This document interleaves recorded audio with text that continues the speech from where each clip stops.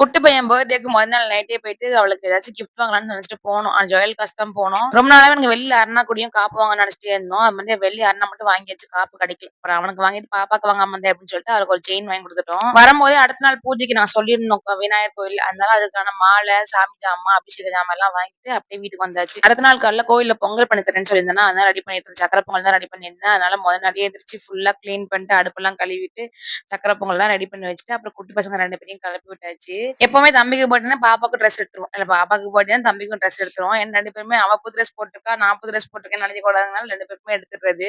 குட்டி பையனையும் அழகா கிளப்பி விட்டாச்சு. குட்டி பையன் ட்ரெஸ் எப்படி இருக்குன்னு சொல்லிட்டு மறக்காம கமெண்ட் பண்ணுங்க.